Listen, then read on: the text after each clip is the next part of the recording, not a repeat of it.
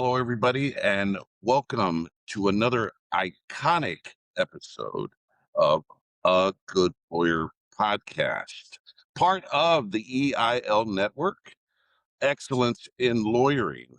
I am Esteban Stephen Garcia, your non lawyer, coast to coast opinion host. And this is where I delve into the captivating world of brilliant legal minds, such as with our guest today, in hopes of enriching yours. Folks, we have a really special podcast episode today. He's a great gentleman. From what I know so far, he's just one of the best out there today. What I can say about him is that he is a trial lawyer. He is an enemy of insurance. He's Third Coast born, Texas raised. And the most important job, in my view, is that he is a papa of three.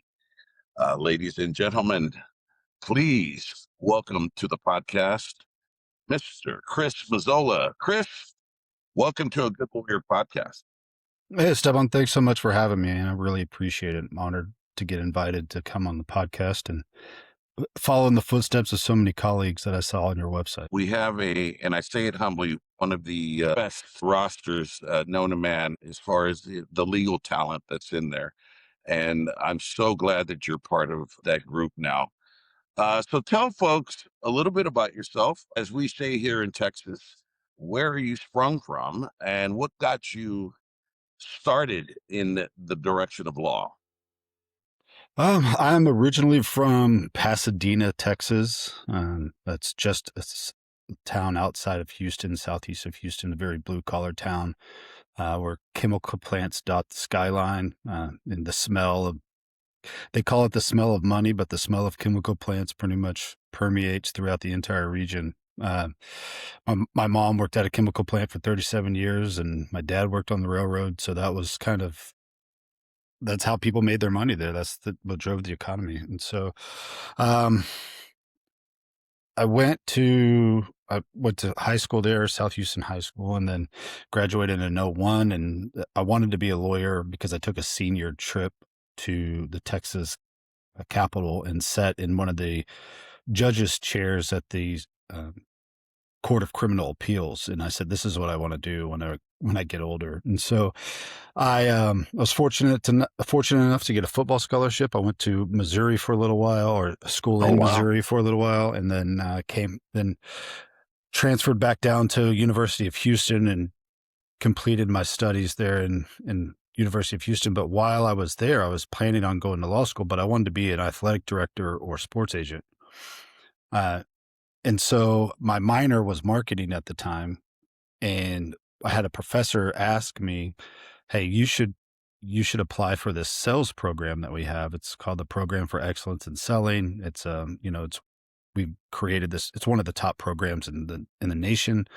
And so, yeah, I applied, got accepted, and then ended up going into sales, which I figured, well, sales will help me in my progression for my legal career, because that's pretty much what we do. We sell, right? It's persuasive argument. And so I ended up getting an offer to go work for Liberty Mutual right after graduation from the Sales Excellence Institute. And I took that job and put law school on the back burner. And for 3 years, I pretty much regretted that decision. And at the time, my wife and I were living in Spring, Texas. She had just moving back from Austin. She graduated from UT, and my wife and I have been together since I was 16. She was 15. So she's my rock. We've been together since high school nonstop. And Congratulations on that. yeah, thanks, man. She's absolutely fantastic, and I can't do any of this stuff without her. So she definitely holds it down here. So basically, I went home one day and I said, after 3 years of working at insurance company, I was like, "I can't stand this. I hate it, and I'm not going to do this anymore." And she's just like, "Well, what are you going to do?" I said, "Well, I'm going to go to law school." That was the original plan. She's like, "Well, I don't like what I'm doing." She was teaching at a school in Rice Village, and she's like, "I don't like what I'm doing. I'm going to go to law school too." So tried to figure out where we wanted to go to law school, and we landed on San Antonio because her best friend from undergrad at UT was here in medical school. So moved to San Antonio in '09 and been here ever since. No Never intentions looked to go back. back. Yeah, never look back. Despite my mom constantly asking whether we were going to move back or not, and the answer was always no. So, and we're still here. We love it here. It's absolutely fantastic. I mean, great place to visit family. Our neighborhood is great. We have a fantastic village. So it's hard not to appreciate it. We talked off air yesterday about how the feeling of being here in San Antonio is very conducive to the word family, and not only the word, but the actual feeling of family. Do you still feel the same way? Oh, absolutely. I mean, I don't think we'd be here if we didn't. I mean, San Antonio is really the only thing that kind of keeps us in Texas. Is that, we've had ideas of moving to different states and stuff, but I think it's the environment that we have. Like I said, our little village in our neighborhood. If you move, you never know what you're going to get, and so once you have that type of unit, you never want to let it go. 100%. So you mentioned you worked for the insurance company. You are now a plaintiff's attorney, correct? Correct. Now, a question for you. Do you Mhm. think that the word insurance will ever be on trial? The word insurance will ever be on trial, meaning like we can mention it in trial, or we That or the whole thing of just how legislation is now uh, being proposed, introduced.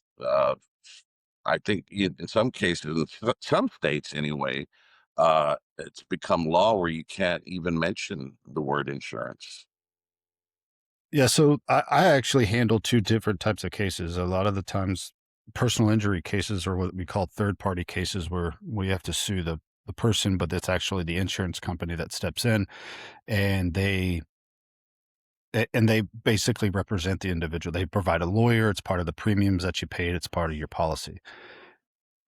But during those types of cases, we cannot mention insurance because of it potentially tainting the jury. So they're saying, well, the insurance company is paying for it, not this person. And so they're more likely to punish the insurance company and award bigger dollars. So they've done a good job. The insurance industry has done a good job legislating and lobbying to try to prevent the use of insurance during a personal injury trial. And a lot of the times, if you do mention insurance, it's grounds for mistrial. So we're taught in all of our trial advocacy and all of our CLEs, as far as trial lawyers go on the plaintiff side, like you can't mention insurance. Now I handle another type of case called a first party case, where people are suing their insurance company for mishandling their like property damage claim, like to a home or to a commercial building or property that they own.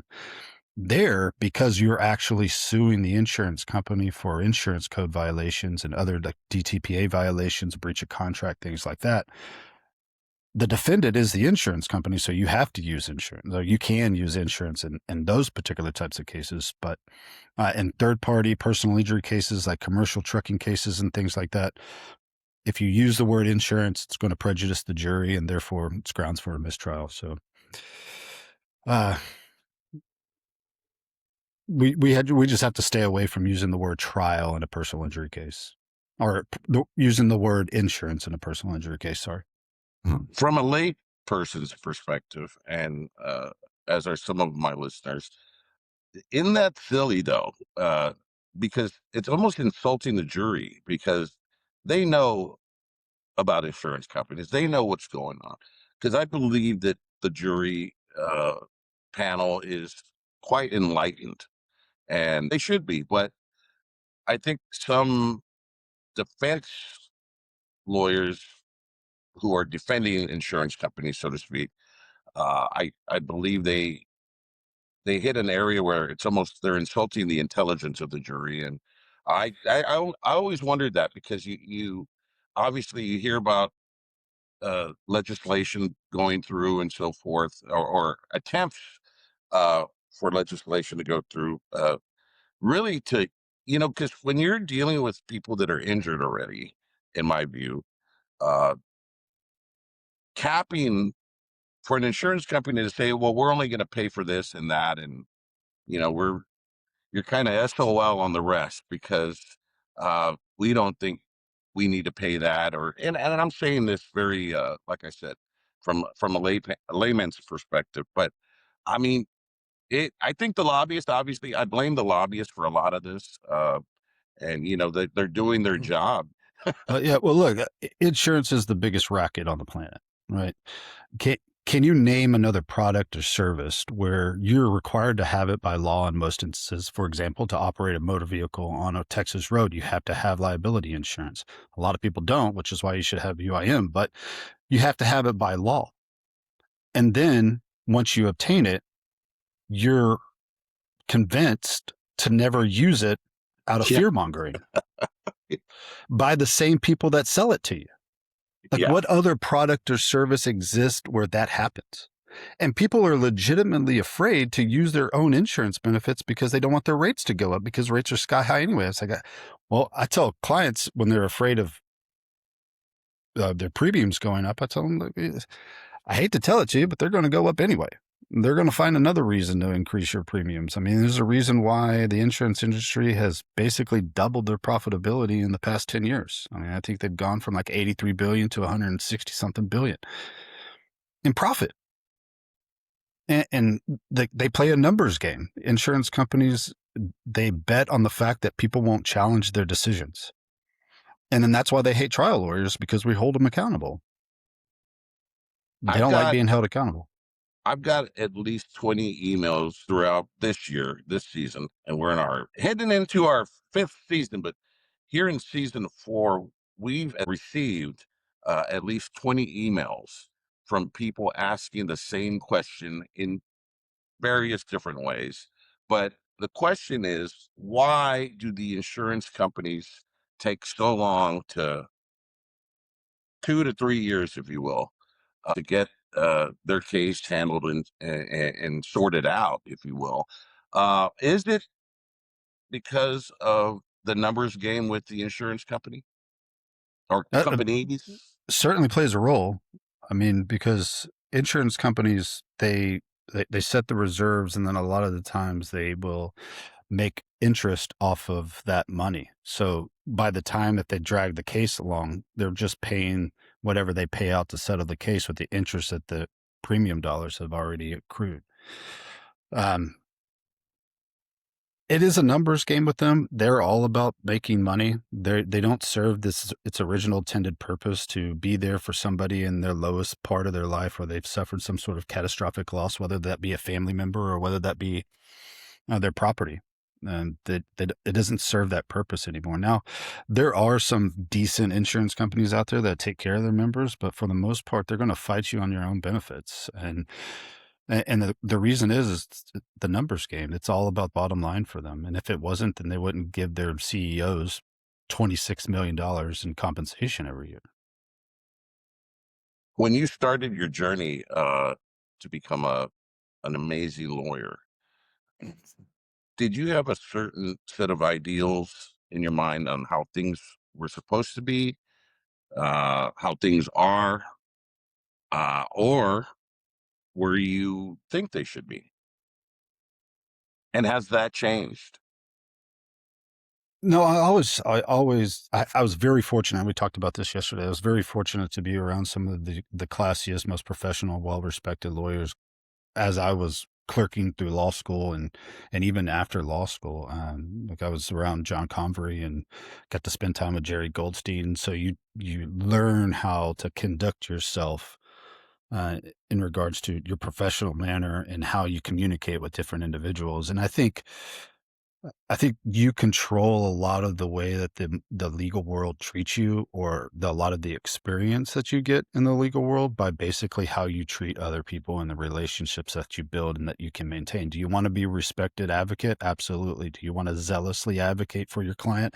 Absolutely. But there's a way that you can do that and maintain civility, because, you know, in the JFK speech, civility is not a weakness. right? And so don't mistake my civility for a weakness. And you can continue to be civil. And I think your experience in the legal world as a lawyer will be a lot better than those that are just very aggressive, don't want to work with anybody. They're very unreasonable. And a lot of the younger generation, and I say younger generation, I'm 43, but a lot of the younger people that are coming out, I have a lot of friends of mine on the defense side, which I respect a lot. And they're saying, man, a lot of these people coming out of law school now that are 2 or 3 years removed from law school, they're just so aggressive and nobody wants to work with each other. And I was just like, that pains me because that's not what the legal profession is about. There's a way that you can zealously advocate for your client and maintain civility and be willing to work with somebody because ultimately that's going to be in your client's benefit to get the case done as fast as you possibly can. Because let's face it, nobody likes lawsuits. Even lawyers don't like lawsuits. Like a lawsuit is very stressful. I've had verdicts where people walk out with a smile on their face, and the smile on their face isn't because they got money. The smile is because it's over. It's a relief. It's an expression of relief. It's not an expression of like joy. It's like, I'm glad that this is over. I don't have to think about this anymore. There's a black cloud that just kind of follows me around. And so we try to take that into consideration. And I think some folks have maybe misinterpreted, and I think maybe a lot of that has to do with TV on how Hmm. lawyers are supposed to conduct themselves. And I, and in the PI world here in San Antonio, I mean, I have a lot of friends of mine that conduct themselves the same way that I see, and I modeled myself off of them because I've seen how effective they are and how good they are and how people respect them. And in San Antonio, your reputation is everything. And and if you do something to tarnish your reputation, it'll spread like wildfire. I mean, you can spend 10 years building that thing up and then Big time. 2 seconds burning it down. Yep. And I think I have this little plaque on my desk that says, and it can apply to any profession, but dealing with people. But for the realm of attorneys, you become a true human being when you stop treating others like a human being. And that phrase really floored me when I saw it. And I said, I got to have that because, Mhm. you know, if you learn, like you just said so eloquently, if you just treat people kindly, and treat them the right way. I mean, that's what you're supposed to do, and everything will work out. Yeah, that's what you're supposed to do. But there are certainly some folks out there that don't see it that same way or aren't I able to agree. conduct themselves that same way. And then I don't know what that comes from. When you talk about when you stop treating like other people like human beings, I think that's a huge societal problem right now is that the people that are at the highest positions of this country have enabled folks to devalue human life. Like they criminalize entire groups of people just based off a very small percentage. And Mhm. but don't want to look at themselves. They don't want to hold themselves accountable. It's everybody else's issue. And they devalue whole groups of people. Like, for example, immigrants. I mean, they're human beings. I mean, they're just from an invisible line. They're from below a visible line. They're still human beings when you take everything away. And they deserve to be treated with dignity. And now all of them aren't here to do good. There are some bad apples, but majority of these folks that I've met are salt of the earth people. They're pure. They just want to work, take care of their family, and try to create a better opportunity, which is the same thing that these other people would do if they were in the same situation. I agree, and some people, the farthest thing from their minds, people who are raising a family. I mean, are the people that build our communities. They're not trying to uh, be rich, if you will. What they're trying to do is provide for their families. They're trying to provide for a safe home for their kids, their wives, husbands, what have you, right? That's their goal. And to come home every day. And it's unfortunate when these breadwinners are working for corporations that uh, don't have safety in mind, if you will, and they wind up getting injured. So you mentioned earlier about what people see on TV, billboards, what have you. A lot of these involve 18 wheelers. Correct. I mean, they're on billboards, they're on TV. I mean, I don't know one ad that doesn't, but maybe there is, right? But where I'm going with that is that do you think or foresee, for instance, a case where you have an 18 wheeler accident, a tragic accident, a a just horrible, right? Any death is horrible, but if you have something like that, you foresee a day when lawyers such as yourself are going to start going after the trucking schools. That's a good question. I think that the causation, like the training, you're talking about the training that the people get at the trucking schools. My own personal opinion of how the law works, I think it's too um, attenuated. It's the school is separated from the actual like company. Like, so you went to driving school and you got your CDL in 2005 and you're in a wreck in 2026. It's the gap is way too far to be able to associate causation with the trucking school. Now, if you're operating an 18 wheeler while in trucking school and you're involved in a tragic accident, you can absolutely guarantee that a plaintiff's lawyer is going to go right after that driving school. But in a lot of these situations, the gap is too large to attribute causation to the trucking school. I mean, they've already gone through a lot of the times they've gone through 10, 15 years of driving and with different companies, or maybe they own their own rig. So going after the driving schools, I think that would be tough. It's going to be specifically limited to very specific situations. That's my own personal opinion. I don't, And I kind of, my mindset was because I was thinking about this the other day, and I was thinking, well, what if they passed the student, or let's say a whole class of students that really didn't learn anything? well, I, I, I think they do the bare minimum to pass their test and get the CDL, and then after that, if it was anything like me after the bar exam, I brain dumped about 90% of what I learned to study for the bar exam, and I think they probably do the same thing because they leave the driving school and they go to a trucking company, and the trucking company has their own sets of procedures and policies that they need to follow. So it's kind of overwritten, if you will. But yeah, it's a great question.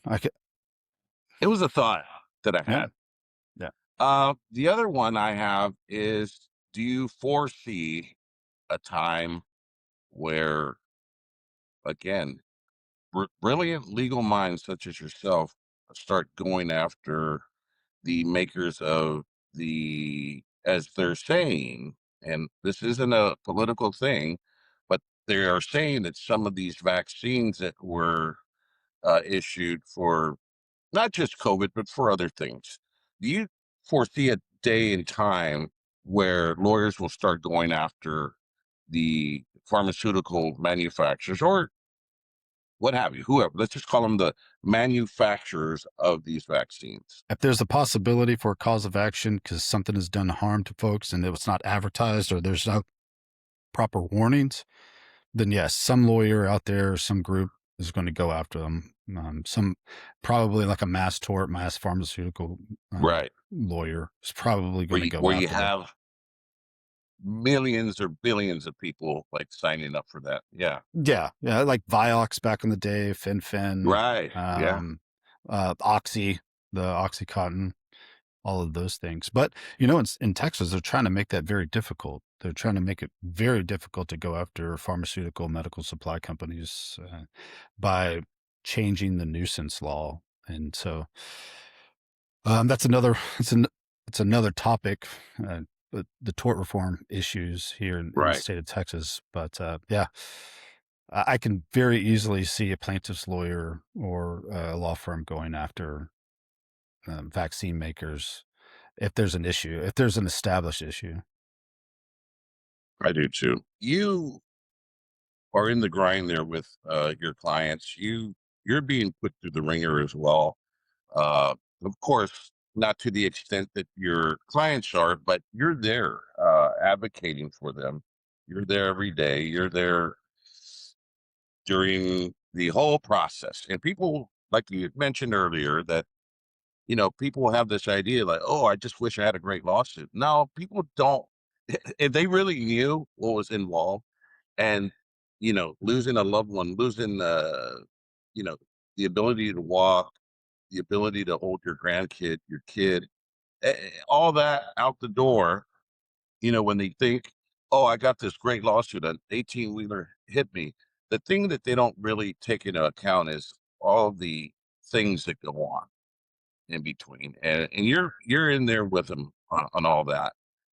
So my hat is off to you and your colleagues as well that are doing that. But for you specifically, how do you unwind?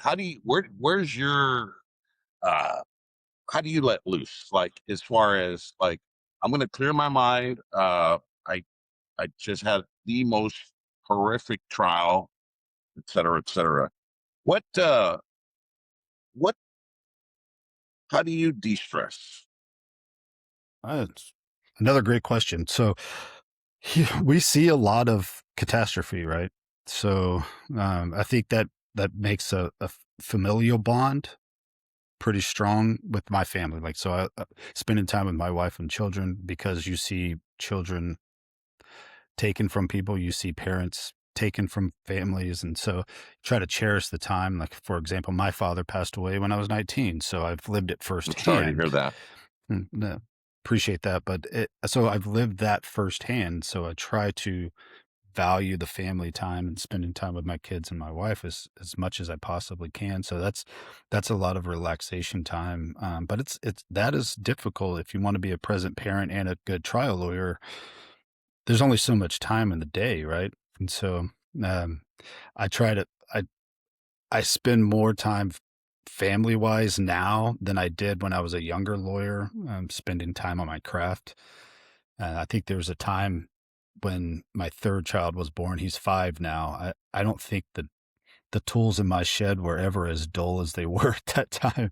It was just spending time with the kids, running around, trying to help my wife out as much as I possibly can, transporting the kids to their different activities, picking them up from school, stuff like that. But that's my primary way that I wind down, just coming home and being in the I can presence of see them. that. Yeah. I can see that. I do love to play golf. I work out pretty religiously. I do my preferred method of exercise is CrossFit, and I've been doing that since Oh, 2013. And wow. yeah, so I really enjoy the community aspect that CrossFit provides. I think being part of a group and kind of suffering together, it makes it a little less horrible. But yeah, that's really how I escape and how I wind down and decompress is, spending time with the family. If I can go hit some golf balls at the range, that's actually a pretty relaxing time for me. And just kind of being active, being up and at it, and moving around. It's hard for me to just kind of sit still in one spot. Mine is power walking. Uh, my doctor has forbid me from jogging. Even he says it would totally destroy my knees. So I power walk, and I get a lot of benefit out of it, and Mhm. it totally de-stresses me, and great for the heart too.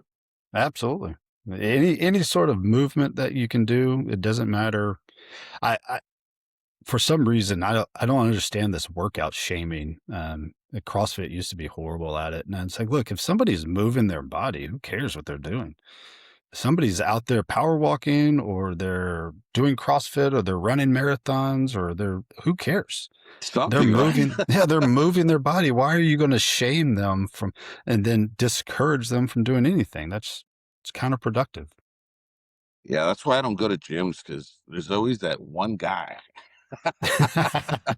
Yeah. I mean, CrossFit used to have this shirt that said, and it made me cringe every time I saw somebody wear it. It's like, my warm up is your workout. And I'm like, really?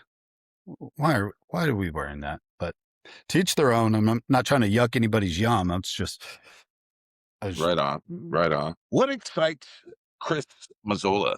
What really? aside from being a great trial lawyer, a great husband, a great dad, all of that aside, because that's we know that. What else really excites you? Um, Man, I really love trial. I really love the trial. I try to get to trial as much as I possibly can, but it's increasingly difficult to get to trial.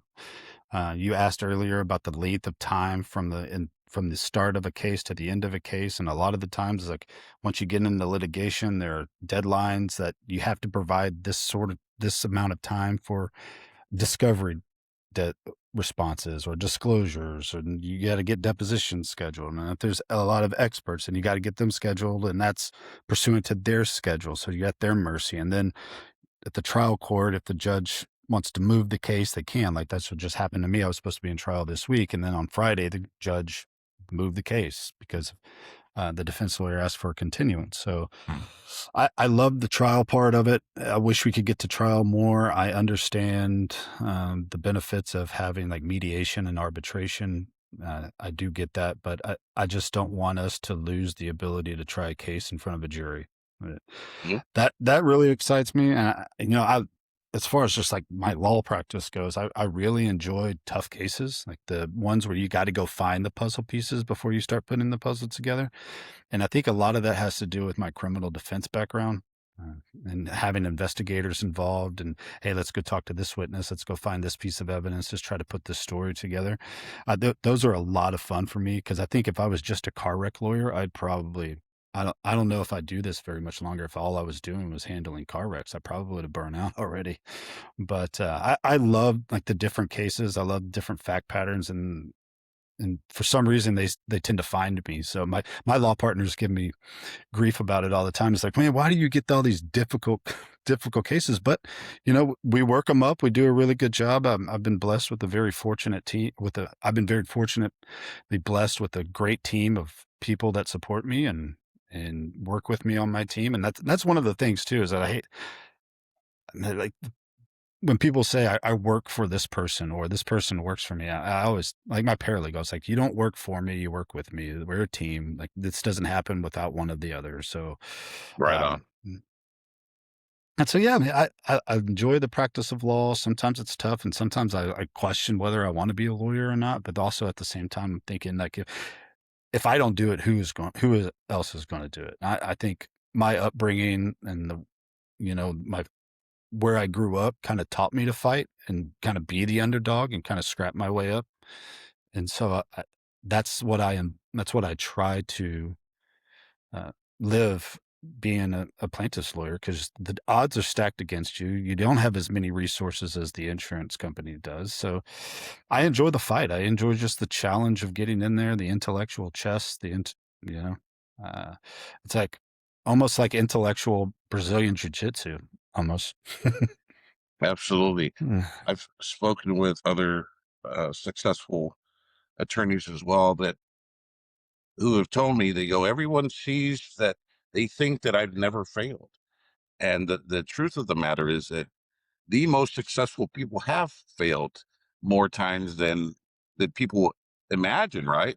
But it's everyone's going to fall off the horse every now and then, but it's the ones that get back up on the horse, and so to speak, and the ones that get up to fight again. You never Yeah. give up.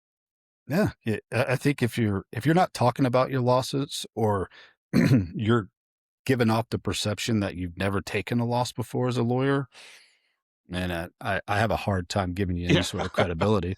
yeah, I have a hard time respecting what's coming out of your mouth because we've right. all lost. I mean, I've been poured out. I've lost in the appellate. I mean, there's nothing worse than reading reversed and rendered on an appellate opinion where your client is now getting $0 and because everything's been taken away. And that's happened. But the thing is that you just try to learn from those losses. You embrace the losses because I can guarantee if you talk to any of the great trial lawyers, such as like Nick Rowley and those guys, they're all going to tell you that they learn way more from their losses than they do their wins. Yes, well said. And on that, do you think?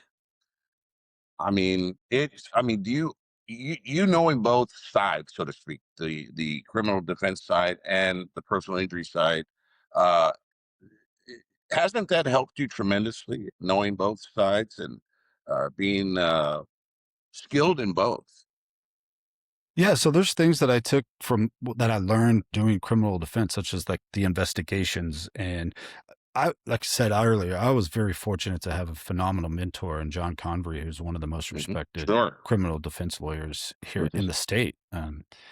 And he taught me how to be a lawyer. So I watched him, how he communicated, how he documented everything. And I also learned from him as to what positions not to put myself in as a lawyer. Don't take yourself out of the case by making yourself a witness. And so, all of those things from the criminal defense side, that it easily carries over to the plaintiff's personal injury side, plaintiff's law side. So, yeah,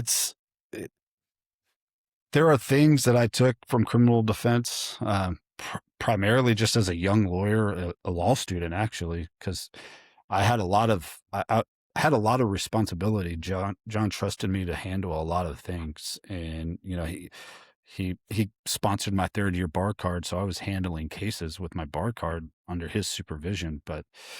Uh, but yeah, he taught me how to be a lawyer. He taught me how to communicate. He taught me how to communicate with staff. Like court staff is probably the most important people that you are going to Oh yeah. communicate with, and you better treat them with the utmost respect. If I, I was told, it's like if I ever hear you uh, being degrading or disrespectful to court staff, you might as well not even show back up. And so, Yeah. those are the most important people because they make that courthouse run and they have to deal with all these different types of personalities. And look, lawyers' personalities aren't the easiest to put up with. I mean, you have to have a little bit of ego to do what we do. And Sure. so, Absolutely. it's not easy all the time. And there are certainly some folks out there that make it more difficult than it has to be. Our mutual good friend Jerry Goldstein has always prided himself, I think, not because he was conscious of it. It's just how he is.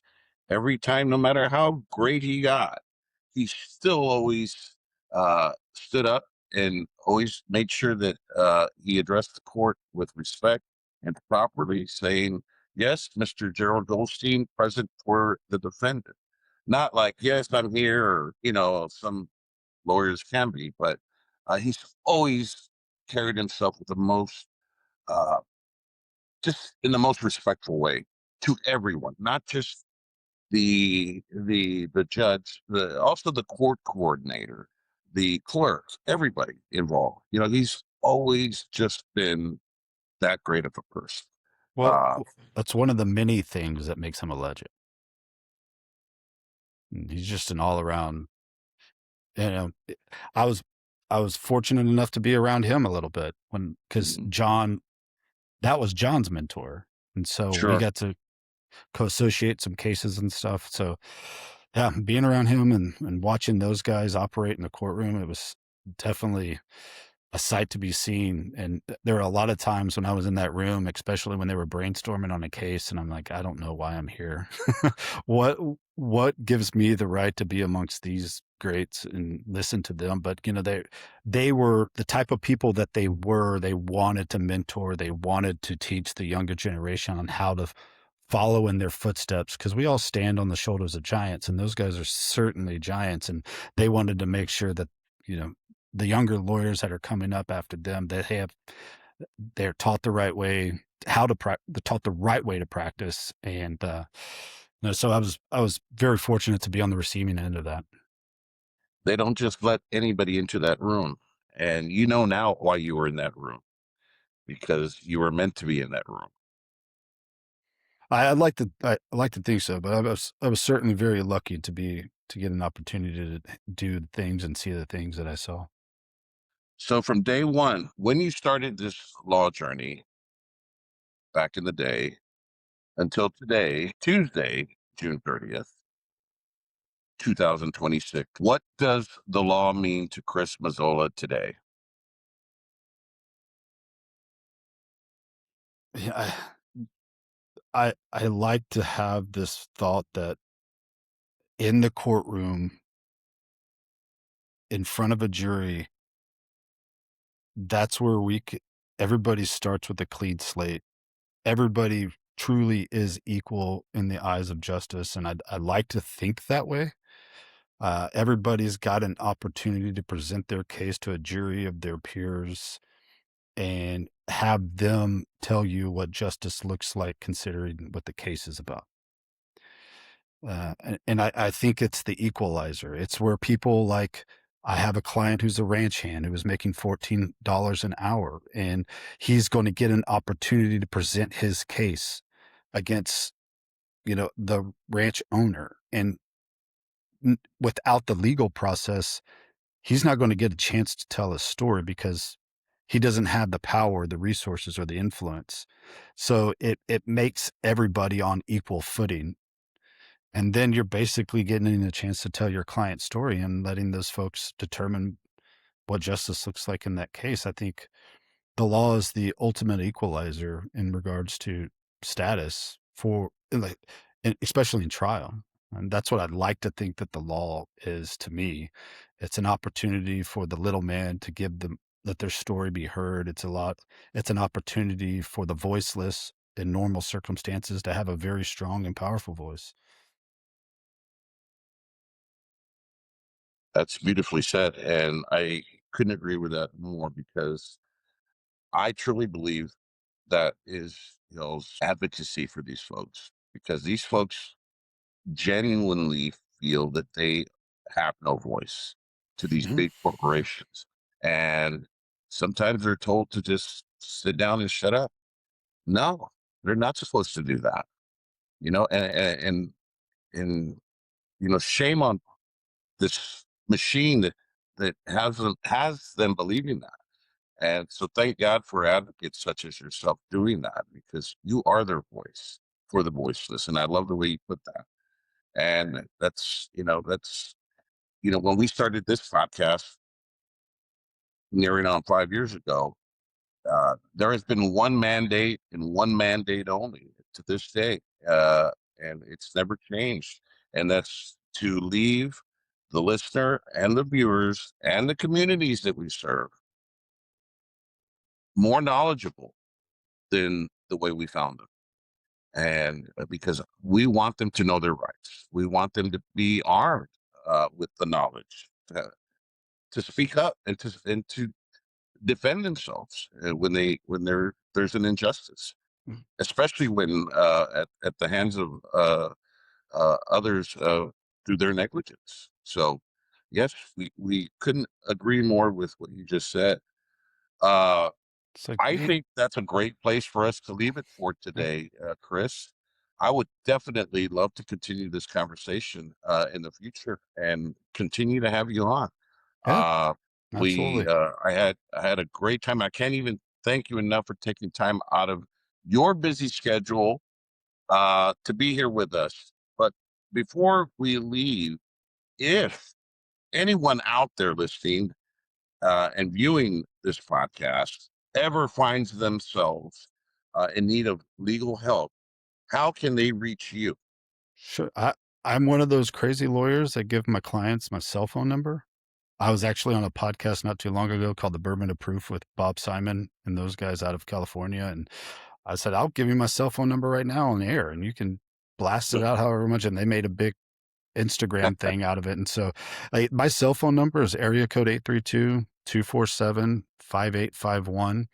If you want to get a hold of me at the office, the phone number is 210-874-2424. Or you can email me at Chris, CHRIS dot Mazzola. It's MAZZOLA at PattersonPersonalInjury.com. Maybe the longest email address known to man. But it is what it is. It's what I got. That's what I'm working It works. with. Chris, Yeah, thank you so much. Like I I do said, thank I do you. appreciate you giving us a platform, and to educate Absolutely. folks and educate people that are non-lawyers on what their rights are and what cases they may even have a experiencing right now, but they don't know where to go to or where to turn. So thanks so much for providing a platform to educate these folks on their rights and the justice system and Thank you for those very kind words. I appreciate that very yeah, much. If Absolutely. you'll just stand by for just a second, I'm going to say goodbye to the audience and I'll be right back with you. Sure. Awesome. Ladies and gentlemen, Chris Mazzola, one of the greats out there, folks. He's the real deal. He is literally advocating every day for his clients. He won't take no for an answer, and he will stand up and fight and be the voice for the voiceless. Folks, there's a lot of doom and gloom going on out there in the world today. So do yourselves a favor. Get out there and love somebody today. I will see y'all up the road. I love y'all. I will forever. Bye.